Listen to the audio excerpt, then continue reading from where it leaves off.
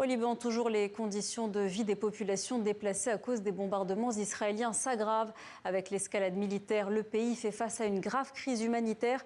Plus d'1 million de personnes ont été contraintes de fuir leur logement. Luc Hortel. Ces jeunes Libanais profitent d'un moment de légèreté dans l'école où ils viennent de trouver refuge.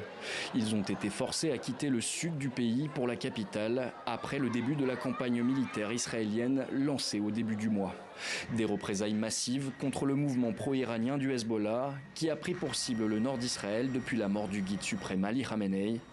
18 mois après la dernière guerre qui a connu le Liban, les rues de Beyrouth sont à nouveau remplies de tentes, abritant les nombreux déplacés venus du sud du pays et de la banlieue sud de la capitale. Nous tiendrons bon, quoi qu'il arrive, même si cela concerne nos enfants, nos terres, nos maisons. Il y a des gens qui se sont sacrifiés et qui se sont battus pour cette terre, afin que nous puissions y vivre dans la dignité. Voici les tentes dans lesquelles nous vivons.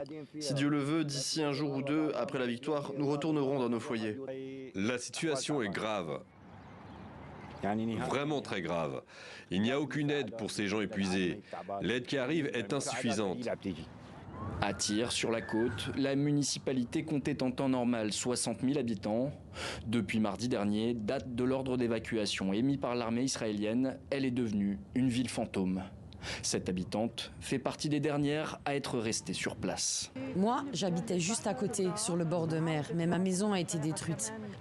Là, je suis hébergée chez des connaissances.